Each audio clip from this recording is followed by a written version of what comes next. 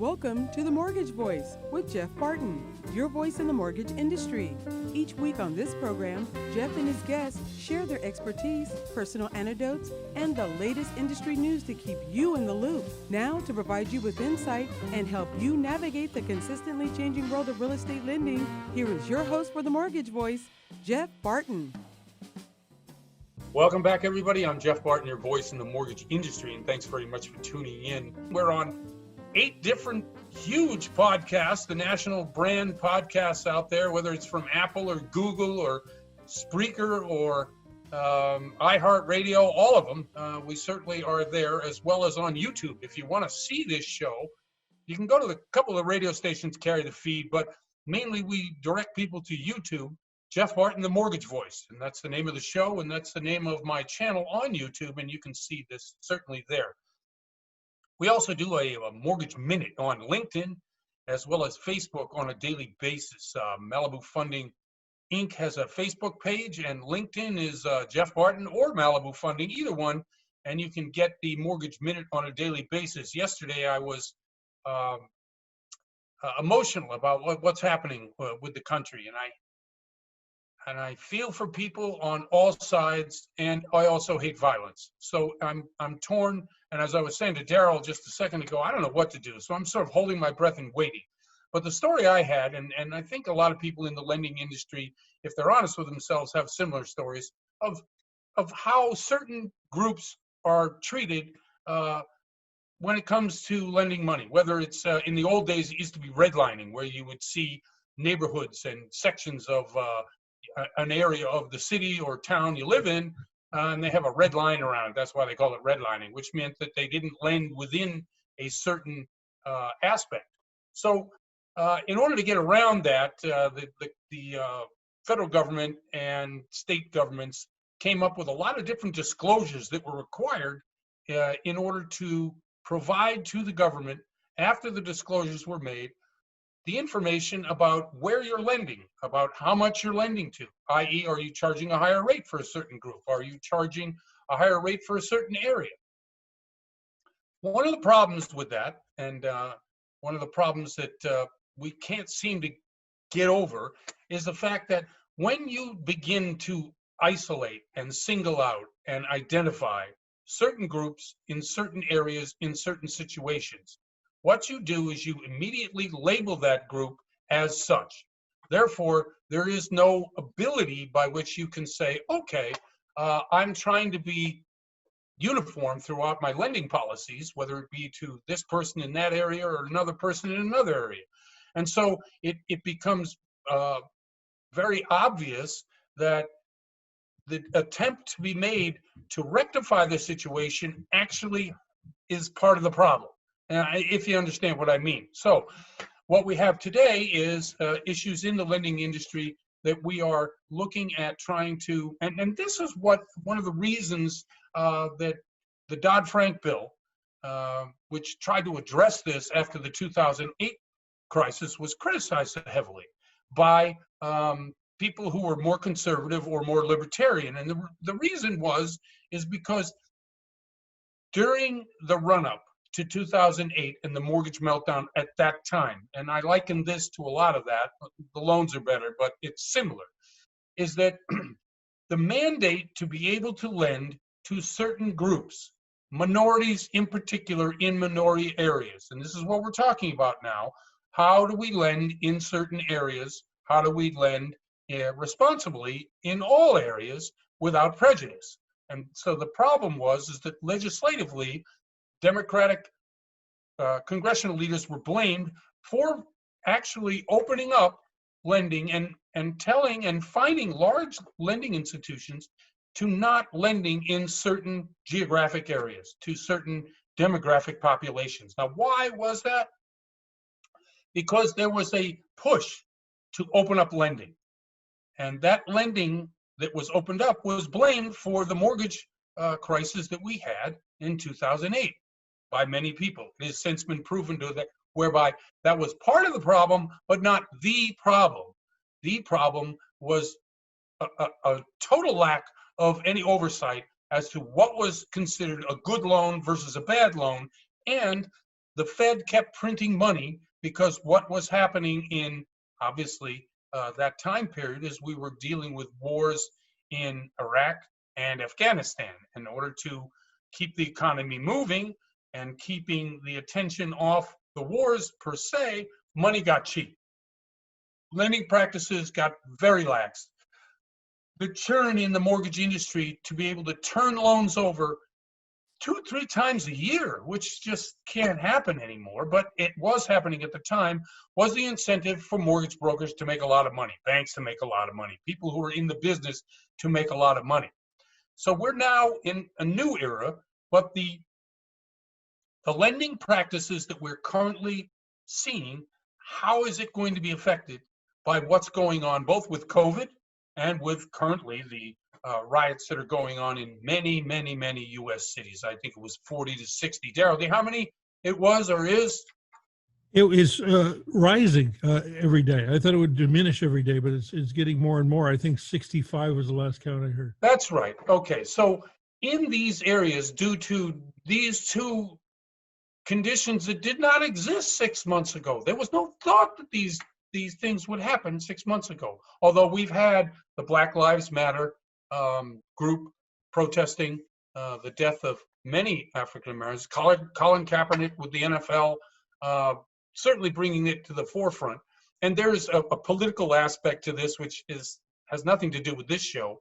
But what does have to do with this show is what happens in neighborhoods that are affected by the COVID situation and by the riot situation. If you're in an escrow right now, for instance, if you're buying or if you're refinancing and you're in a very hard hit area, let's say that you've got an apartment in New York City right now. So you've got two things to contend with. You've got COVID and you've got the riots, both of which may affect prices and value on your home. How do you deal with that? How is the lender community going to deal with that? I actually got a contact today from what do they call them? Appraisal management companies, somebody that deals in valuations. And we're trying to establish a time and a place where a person from their company can come on and talk about how their company deals with these issues. Now, we know that comparable sales are the number one way by which you can evaluate your property. Guy down the street sold for this, lady over there sold for this, another person down the block sold for this. And the average of those particular properties based on the parameters of your house versus their house is how you come to value. Now, the difference between your house and somebody else who has exactly the same house down the street can only vary 10, 15%. Even if theirs is in the worst condition and yours is in the best condition, that's about the variance that you get on appraisals. However, market conditions have to look at what the condition of the home is, but also of the neighborhood, of the prospects of the value of that home remaining what it is currently valued at, and how is that entered into when you're looking at appraisals. I'm going to get to more of this later on in the show. I really appreciate everybody listening from all over our 5 different affiliates. I'm Jeff Barton. I'm your voice in the mortgage industry. Thanks for tuning in, and we'll be right back. You're listening to The Mortgage Voice with Jeff Barton. We'll be right back with more in just a moment. For more information on today's topic, email Jeff Barton at info@malibufunding.net. Now, back to The Mortgage Voice with your host, Jeff Barton. Welcome back, everybody. I'm Jeff Barton, your voice in the mortgage industry, and thanks very much for listening. We are on the major podcasts from either iHeartRadio, Google Music Play. What's the one with Apple, Daryl? It's called... We're with Spreaker. We're with... iHeart, Stitcher, Spreaker, Radio.com, YouTube. Okay, Spotify. So there's a bunch of them, right? So it's hard to get on the major podcast. So it means that the show has got some value. And I only say that because it's my show, so I might as well say that. Anyway, so thanks very much for tuning in. Difficult environment we're in, obviously. We've dealt with COVID. We got comfortable with that in as much as that we could provide solutions when we had it, and more solutions were opening. Now we're in an environment where we're not quite sure what is happening, and we hope everybody out there who is trying to get a loan is in an unaffected area. But I brought Bill Orr from Malibu Funding back to the show because I wanted to ask him what he's telling his borrowers who may be in affected areas, and especially if they haven't yet had their appraisal. Bill, how are you, first of all? I'm doing great, Jeff. How are you doing today?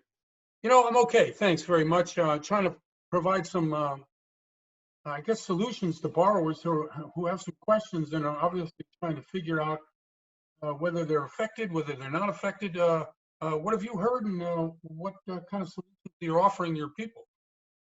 Well, here's with regards to what's affected because of COVID and that type of thing. We're seeing there's a couple things for new home purchases, and I guess for refinances too.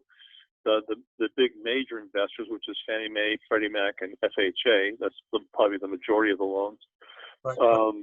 They have made some small changes to the appraisal process, where they are no longer, if the homeowner does not want to allow an appraiser in the door for health reasons, they can now, the big investors, chances are you can have your house refinanced or home purchased without an interior inspection. So will just come by and inspect the outside and assess the value of the property that way. That's number one. And then also what we're doing is the lenders are looking a little closer, actually a lot closer, I should say, at the end of the transaction. So for somebody who's never purchased a house before or refinance, it's about a 30-day process. In the last week or so, we'll say the last 10 days, just prior to closing documents, the lender will actually verify that the person is still working.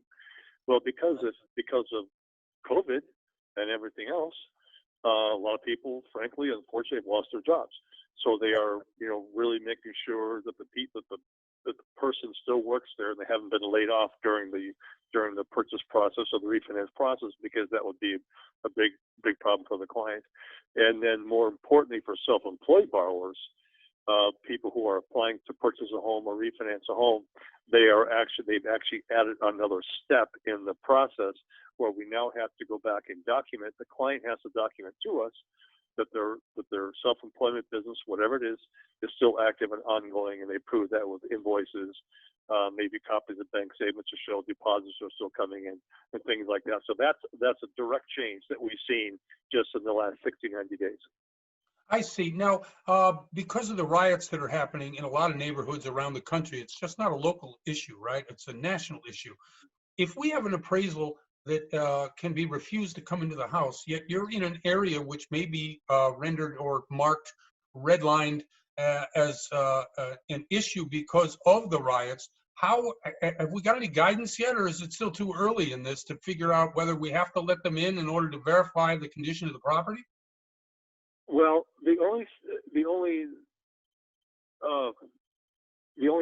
way I can respond to that is when I've seen disasters in the past, like we're in Southern California, and there's been fires over the last several years. The big fire in Malibu and things like that. And how I've seen disasters handled in the past is they will come up with a zone where everybody knows there's a fire or urban, city unrest or unrest within the city. And I could certainly see that if one area, let's just pick on Los Angeles, for example, if there was a property that was near Wilshire Boulevard, and that was an area where they know there's rioting and civil unrest and things like that, I could certainly see where they would go back out and they would request a reinspection of the property, where they would send the appraiser back out and say, is this house still standing? Is it damaged? Is it okay? Or that I could see that, and I base that answer based on how I've seen emergencies handled in the past. Yeah, no, I like that answer, and I think it makes a lot of sense. When these things happen, I know borrowers out there get really nervous and they don't know what to do or where to go for an answer. Tell us some of the programs that you're currently able to offer in terms of solutions for people who want to take money out of their house. Do you have any for us? Well, yeah, interest rates just continue to be really, really low. So I would strongly encourage anybody who's thinking about it, if you've got high all you have to do, you don't even have to look up your specific credit card. Just Google interest rates for credit cards. You're going to see it's 18, 19, 25, Yep. whatever percent it is. And a home mortgage is only 2 or 3% and is tax deductible, where a high interest rate credit card is not tax deductible. So Right. if any kind of sizable credit card debt, this will be a great time to refinance it. And I'm even refinancing clients who already have decent rates, like 3.5, 3.6. I'm refinancing into the high twos, 2.7, 2.8. I helped the client into a 2.6 15-year refinance the other day. Right. So rates are really low, right? So yes, as long as the value is there and you have income and things like that, we can still help you with a cash out refinance. So you can go online and Google any type of home value. Chase is the one I prefer. Just Google Chase home value, and it'll take you to the link on the Chase account, and you can get an idea as to what the value of your house is. And then you can take that value and get your cell phone out and get your calculator out and multiply that times 0.75, and that's going to be the maximum loan amount that we can get you. So take your property value, whatever it is that you can find online, and multiply that value times 0.75, and that would be the maximum loan amount we can get you. And then subtract from that closing cost, subtract from that your current loan amount, and that's approximately how much money you could take out if you wanted to, or less than that, of course, too. You're one of the top loan officers over at Malibu Funding. How much has your business been affected this year as a result of the pandemic and now maybe this? Well, it was nervous time there for a while, quite frankly, between Yep. right around March or first part of April. But now things are going pretty well. People are still buying homes, people are still Yep. refinancing. So, it's still a great time to do it. We're open now. Let's talk about who's available. So now where we have seen industry get hit, it's hurt primarily self-employed people, where we have a lot of options for Yep. lack of a better term, creative financing, bank statement programs, having income verified by a CPA or a tax preparer. Those programs are no longer available, and who knows when they're going to come back. Right. Although right now, I do know of 2 lenders who are still offering bank statement programs. So if you are self-employed and your income showing on your tax return does not accurately reflect how much money you really make, give me a call and we can help you with a bank statement program where we can document your income by using a bank statement. We can help you purchase a home or refinance your home that way. But those self-employed borrowers have been hit hard with this. People who work for someone else and we can document their income with a paycheck or a W-2. For the most part, those clients are still unaffected, and we can still get them a great rate. Hey, Bill, could you please provide your phone number, a way to get in touch with you for somebody who needs to talk to you about getting a loan, refinance, or just about property values in general? Sure, I'd be happy to. Yes, my name is Bill, and my last name is Orr, O-R-R. Then my phone number, I'll say it twice, is 818-406-4744. Again, my phone number is 818-406-4744. Feel free to call or text anytime. Hey, Bill, thanks very much for coming on the show. Great information, as always, and your calming presence hopefully will help calm down some of the borrowers who are freaking out a little bit. You got it. Thanks a lot. I'm Jeff Barton, your voice in the mortgage industry. We'll be right back. You're listening to The Mortgage Voice with Jeff Barton. We'll be right back with more in just a moment. For more information on today's topic, email Jeff Barton at info@malibufunding.net. Now, back to The Mortgage Voice with your host, Jeff Barton. Welcome back, everybody. I'm Jeff Barton, your voice in the mortgage industry. Thanks very much for listening to the show. You can see the show on YouTube if you go to Jeff Barton, the Mortgage Voice. That's our YouTube channel. You can see this as well as hundreds of other shows, although recently in the last 3 months and certainly in the last 10 days, we've had a number of environmental issues affect the lending industry. And whether it's your appraisal, condition of your property, whether it's the ability to be able to take money out if you are not a W-2 earner. A lot of different ways by which this show is relevant. We're on podcasts, different podcasts, all the major podcasts, Google, iHeart, Apple, Spreaker, And the 5 radio stations that we're on, both here in Southern California, Central California, Las Vegas, and Albuquerque, New Mexico, are all trying to provide answers. We brought a new guy to the show today, and I really appreciate his last-minute acceptance for our invitation. It's Frank Curry from Equity Wave Lending. Frank, how are you? I'm doing well today, Jeff. How about yourself? I'm fine, thank you very much. I hope your neighborhood and the area that you live in is good. We've had some issues over in our area where we work over in the San Fernando Valley. There's been some looting over there, so we closed the office today, but we're all working from home. That's pretty much what we do, a lot of it. Could you explain a little bit about how your company works and what kind of loans you do? Yes, thanks for the question. Yeah, we're a private money lender. So we are in a market where loans that don't fit the Fannie Mae, Freddie Mac, FHA, VA guidelines. And we're able to place loans with private investors that look at trust deeds as an investment opportunity. We've been in business for 10 years and we do first, second. We used to do thirds, but in this market, really just first and some seconds, but mostly first mortgages. I see. No, that's interesting. Okay, so you're sort of in a non-QM kind of. If I was to describe what you do versus a traditional loan, that's kind of what I would call it, a non-QM kind of loan. Heavens. Well, it looks as if we've lost Frank a little bit. We'll try to get him back. But it sounds like Equity Wave is a solution for you if you're out there and you're looking for a loan that we used to get through a number of different lenders. But during the COVID crisis, we have not been able to get what they call a non-QM, non-qualified mortgage. The qualifications for a qualified mortgage are that you really have the ability to repay and that the loan to value is a certain number, 43, 46, in that range. So finding anybody at any rate to be able to do that has been difficult. And so what Frank is offering with Equity Wave is the ability to be able to go to them, tell them your scenario, whether it's a, let's look at this. I think they have owner, non-owner, stated, residential, commercial. Let's see, we got him back, Daryl? Here's Frank. Frank, thank you very much. Hi. Sorry about that. I don't know what happened there. It's okay. I was just describing what Equity Wave does, but I think you could probably do it better. I was saying it's a little bit like the non-QM space with a lot of different options. If you could also describe a little bit more of what that means in terms of programs you offer. Sure. Similar to non-QM in the sense that these loans would not fit into a conventional type of lender. We do our lending based on equity in the property.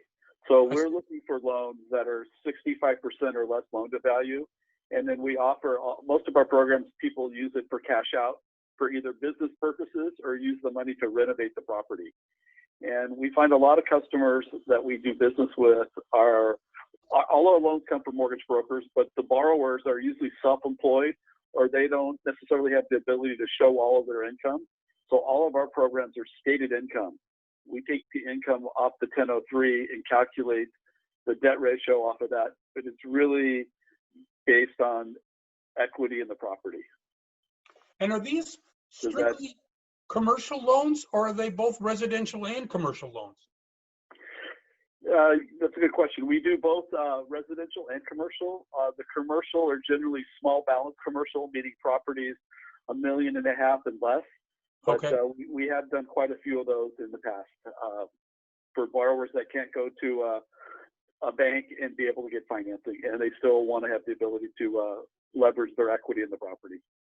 Now, with that high of a equity in the property, obviously the lending that you're doing is a safer investment. In times like COVID or with the current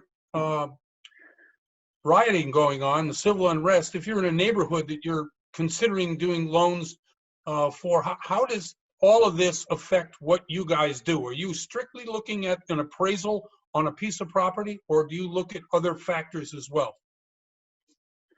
Well, all of our loans are sold to private investors, so they do look at the appraisal, but they also take into consideration all the other factors in the market these days. So employment, if there, Right. neighborhood is currently, the riots are going on in those areas, I think they'd be definitely more cautious.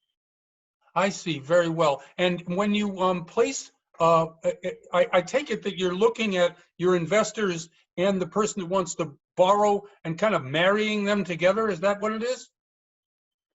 Exactly. We put a file together, and we have a large database of investors around the country, and we send out a newsletter twice a week, basically showing the trustees that are available with all the pertinent information on the transaction. And then the investor, if they like it, they dig into it and come back with hey, I want to do this one, or I have questions, or I'm not comfortable with this one, and they'll pass. I see. Okay, so this is a different kind of lending that a lot of borrowers are used to. What is the ratio between application to fundings? I'd say in today's market, it's application probably 60%. I see. And most of it is because now, from what we have a letter of interest, I would say it would go up to more like 75%. I see. And what is the turn time towards getting the money or taking the loan to funding? Once we secure an investor, we fund within 7 days. So in general, we fund loans in 2 to 3 weeks. It really matters if the appraisal has to be ordered or if it was already completed. So a number of these loans that we get have been to other lenders and been unable to fund them, and then they'll go to us because our pricing is a little higher than probably most non-QM and bank loans. So right. Generally, we're getting transactions that they've been declined elsewhere, unless we have a relationship with the broker and they originate the loan, targeting it directly at us. Those loans close pretty quickly. I see. And do you have a minimum FICO score, or are you just strictly looking at equity in the property and some ability to repay? We don't have a minimum FICO score. I've done them as under 5, but the lower the FICO, the lower we want to see the LTV, and right. Someone will really kind of examine the credit and see why the FICO is so low. If there's mortgage late, that makes right. it a little more challenging. But if it's consumer late and there's a reasonable explanation, that's not a problem. I see. And you guys been around 10 years, so you came in right after the mortgage collapse in 2008, right? Yes, sir. Yes, okay. Sir. And then what is your experience so far in the marketplace? Is there a strong appetite for these kind of mortgages? And does your pool, Yeah. I guess a couple things. Does your pool increase, or is there a way to get involved with that? I'm sure there's some people out there who are listening. Maybe this is a place that I should stack my money. Yeah, there's a steady need for this type of product. I think people have become a little more cautious with the COVID virus. But right. there's on our website at equitywayslending.com, there is a location that interested investors can gather more information. You need to qualify to be able to invest in these, but there's all the information on our website. Okay, and I think the qualifications are you have to financially qualify, and there's a little bit of a criteria with which to be able to do that. It's not prohibitive, and this is an opportunity for people. And do you want to send out your phone number for people so that they can get in touch with you? Let us know what it is. Sure, absolutely. Thank you. Thanks, Steph. Yeah, my number is 714-697-1824. Please give me a call with any questions. I'd be happy to answer them for you. Frank, thank you very much. This has been Frank Curry from Equity Wave. I'm Jeff Barton, your mortgage voice, and we'll be right back. You're listening to The Mortgage Voice with Jeff Barton. We'll be right back with more in just a moment. For more information on today's topic, email Jeff Barton at info@malibufunding.net. Now, back to The Mortgage Voice with your host, Jeff Barton.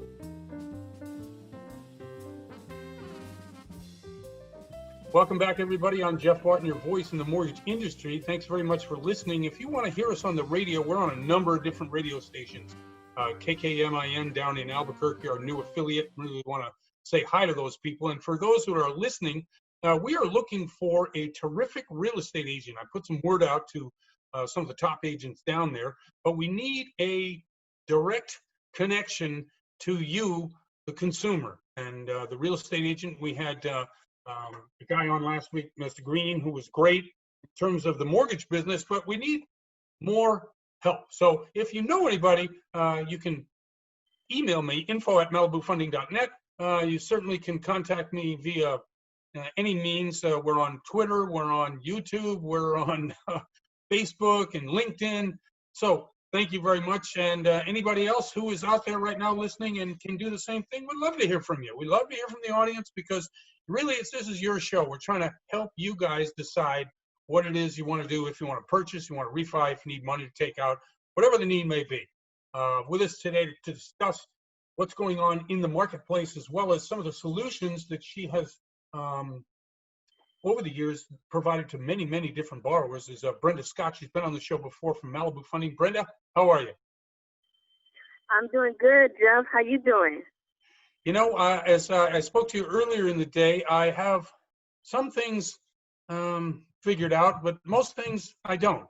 As the environment changes and has changed rapidly in the last 24 to 48 to 72 hours, not to mention the last 3 months, the environment's different. Not only different, but it's difficult. How about yourself? How are you doing, and how are you helping your clients?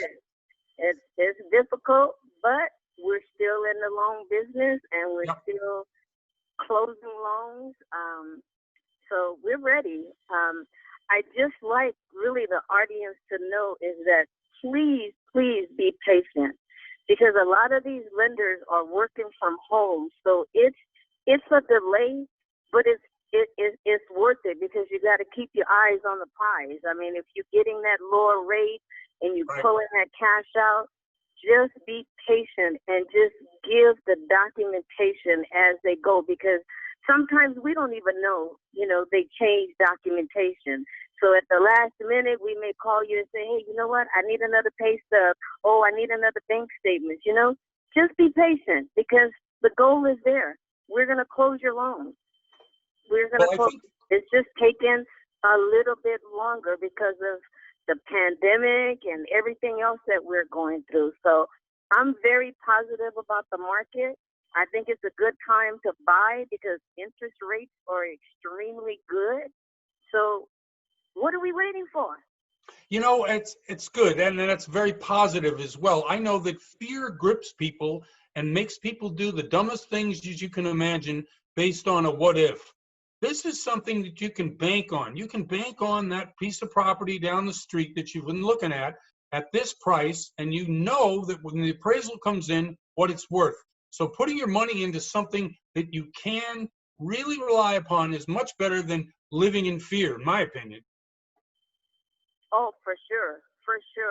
Buying real estate is one of the best investments. And I'm going to share with you, Jeff, that I closed a loan that I have been working with for 14 months. It was a reverse mortgage. It was tough, but we got it done. It was very, very tough. The lady had a Chapter 13. The loan was selling like every 3 or 4 months. So every time you go to get a demand, it wasn't with that lender. You had to go with another lender, and then you got to wait till that lender set it up on their system. It was a challenge, but we got it done because she kept her eyes on the prize. She needed to cash out and move on with her life. That's amazing. 14 months sticking with a loan, a reverse mortgage, which is hard. It's not a simple loan, and being able to have the patience to be able to do that. How did your client react to all this time that was taking? She's my friend. I mean, she's like a family member now, because we would talk 2-3 times a day, including the weekends. We work on the weekends just because it's Saturday and Sunday. Our offices doesn't close. So we just, and I communicated with her. I told her the truth. This is what we're going through. You know, if I pull it from this lender and go to another lender, we're going to go through the same thing, the same process. But I kept telling her, keep your eyes on the prize. Right. You get it. We will close it. But these high balance reverse mortgage loans, they're changing almost daily. I mean, when you think it's concrete, it's not. Something else comes up because of what we're going through. I mean, our whole country has been upset, you know, so obviously it's going to trickle down to how we do business in real estate, how we do business with real estate loans, what we used to can close in 30, 45 days. We're not closing them like that anymore, but we are closing them and we are making clients happy. Now, I agree with all of that. What you're saying is taking a page out of the patient dad, which I've never been a patient dad, but I'd like to be patient dad, whereby, you know what, you take it as it comes. You know it's going to happen. You're a strong borrower, so just trust in the process. I think that's all good advice. And if we can convince the real estate agents who are also in this deal, meaning that they're pushing for everything to get done according to contract. And I think that's the issue for a lot of lenders and a lot of mortgage brokers, mortgage bankers, is that the contract says one thing, but the reality of the business is saying something else. Well, I think as you go through as a loan officer, you know if that real estate agent is writing a contract for 30 days or 45 days, you can almost bet you're going to do an extension, and the lender is going to require that extension. And that extension is going to have to be a reasonable extension. You can't give me an extension for 2 to 3 days when when docs haven't even been ordered. You have to stay on top of it. Even if I have one that the agent had to do 3 extensions on, and we're still not done. And I think that as you say, people are working from home. The systems aren't as efficient as they have been because people are working from home. The valuations of the properties are being handled. So everybody in the process is displaced and working remotely. They're working from home. Verification of employment are taking 2 to 3 weeks. Because again, these people are not, efficiently set up as home as they would be in the office. So it's taking them a long time. And not to mention that the interest rates are so doggone low that the volume for verification of employment have, skyrocketed. Now, so just be patient and work with us and let us know that we are working for you. Because if I can work on a deal for 14 months and I'm still sane, I didn't have a mental breakdown, I'm good. No, that's true. I mean, what little hair I have left, I'd be pulling out after 14 months. Oh, I think anybody else would have just left her sky and dry, but I couldn't. She's 83 years old. You make a commitment and real sharp, very, very sharp. Once you explain things, she understood it and she knew what the goal was. She needed to get from underneath that mortgage. Right. No, I think that's important, especially at that age. You have fixed income. She took money out. She's able to have a cushion financially as well as not paying that mortgage. That's such a big deal. Absolutely. She went from a $4,800 monthly mortgage payment. Wow. Because to nothing. She's one of those older seniors that got caught up with that adjustable rate with World Savings. Oh yeah. And it was and they're old school. They don't like a lot of change. She didn't like a lot of change. So once it was transferred from World Savings, then it went to Wells Fargo. Then it went to like 5 different lenders. It was chaos. But I'm grateful, and I thank God I made her happy. She's happy, and I'm happy. Brenda, shout out your phone number for people who need a great loan officer. Give me a shot. Even if you don't want to refinance, but you're thinking about it, it's not going to cost you anything to call me. 562-500-2666. 2400. I run the numbers for you. Do a preliminary at no cost. Just give us a call. Thank you very much, Brenda Scott, once again from Malibu Funding on the show, giving us some great advice. I'm Jeff Barton, your voice in the mortgage industry. We'll be right back. You're listening to The Mortgage Voice with Jeff Barton. We'll be right back with more in just a moment. For questions or comments, send emails to info@malibufunding.net. Now, back to The Mortgage Voice with your host, Jeff Barton.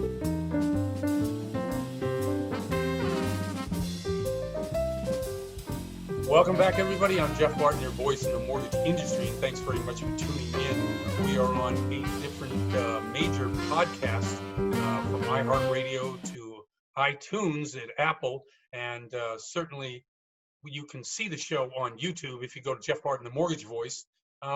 We'd like you to join any of these things that you see or hear the show, whether it's KCAA, KMET, KKMIN down in Albuquerque, or certainly K-Ship in Vegas, K-Tahoe. All these different radio stations have an ability by which you can join or see or hear or be on a mailing list or something. Helping out in any respect to do that helps not only me, obviously, but helps the stations themselves. So if you do that, that'd be awesome. If you'd like to email us, info@malibufunding.net, you can always do that. We're on Twitter as well as Instagram, LinkedIn, and Facebook. We've got Mortgage Minute that we flash out each and every day, and we try to come to some understanding of what's happening that affects rates or affects programs. Now, we've all been dealing with COVID for the last 3 months, so we know that programs are limited. Non-QM has been gone, although some of it's coming back, and we've talked about that on the show several times. We've been talking earlier in the show on a segment that I did about appraisals and what happens to the value of your home during riots, during civil unrest. A lot of times what happens is we call a timeout and nobody does any lending. And that happened in 2008 quite a bit. But in those days, what was happening was we were seeing the value or the quality of the loans that we were doing were not good. And the bonds that were issued according to those particular loans were defaulting. And so as a result, we would get, and if everyone has been to it or wants to go to Implodometer, which was at the time and still is a way by which we can look at how many banks are folding due to certain crises. In those days, it was hundreds of lenders around the country, banks that had closed as a result of bad mortgages, of mortgages that they would originate. They would then sell to either another lender or to Fannie or Freddie or Ginnie. And then when those loans weren't getting paid off, they went back to the original lender. And of course, they couldn't pay it off and they would go bankrupt. And that was the process by which we went through at that time. Currently, we're not in that situation, although because of the fact that we're in a civil unrest or riots or whatever you want to call it, if you're located within a geographical area, and this is one of the things that you have to check with your appraisal company and with your lender, especially if you're in a purchase or you're a refi area, does my home fall within the scope of this area, whatever's been designated? If it does, how does it affect my value? How does it affect the ability to close on my loan? And in the future, obviously, how is the long-term effects of this going to affect my ability to pay? In 2008, when we had the mortgage meltdown, and you may remember many of the places around the country had blocks and blocks of homes that were just vacant and being vandalized. How does that affect, and they called it obviously urban blight in a city area. In a rural area, there's other names for it. And we saw the bulldozers come out in Florida and, bulldoze down hundreds, if not thousands of different townhomes and condos that were overbuilt in the glades. How does this affect your ability to purchase, to get a refi, and the value long term? We don't know yet. We should have some idea when we get calmed down. Hopefully the leadership that we have nationally, state by state, in the lending industry and obviously locally can calm the situation down. We can get people sitting around a table and talking. That's the best way and where we should be headed. But we just don't know. So if this is a sit tight atmosphere that we're in. Now, Malibu Funding, our own office is in the middle of an area which was very hard hit in terms of rioting and building destruction.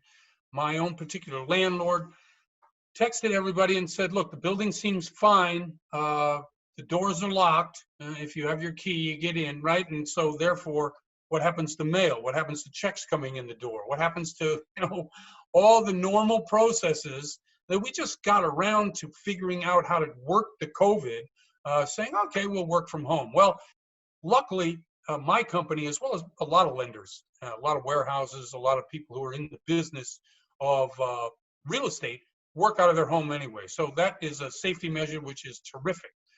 If you're in a situation where, as one of my employees is, which is in two things, right? Their home is in an area that is being hard hit, and their office is being in an area that is hard hit. Best thing to do is obviously hunker down and stay safe. And I hate that phrase, but there's no other phrase that counts. And okay, so let's deal with a little bit of what's happening rate-wise, just so that if you're in a different area that isn't affected, you can still go out there and get a loan. Now, the rates. We talked about rates for the last 3 months. One of the things that we talked about was the rates should be lower. They should be lower based on the bond market. The bond market is currently trading at 0.69. What does that mean? It means that if you buy treasury bonds, this is what you're going to get paid. I mean, if a yield is higher, i.e., let's say it's 1 point or 2 points, that means that we want people to buy government debt. Well, people are buying government debt right now because there's not a lot of other places that are safe. A lot of countries around the world are going to negative rates, meaning that you have to pay the bank in order for them to pay you. Let's say you give them $100, they give you back 99 in 3 years, and for some countries that's a good deal. It's not a good deal here. We won't be going to that, but at the same time, what we have is a very low bond rate in the bond market. So what we should be having and what we should have had is low interest rates. Well, we finally do have low interest rates. And as Matt Graham said on Mortgage News Daily, he said, well, the reason that mortgage rates are finally there is because they should have been there 2 months ago, as we were talking about. So let's get to it. 30-year fixed rate, and we talked about it last week, 3.05%. This is an average, of course. This isn't a quote of a rate to you from Malibu Funding or any other company, but this is an average based on what we read in many of the sites. 15-year fix is 2.70, great loan, by the way. And FHA is 2.68, another great loan. The jumbo loan product is 4.29. Now, jumbo loans are different.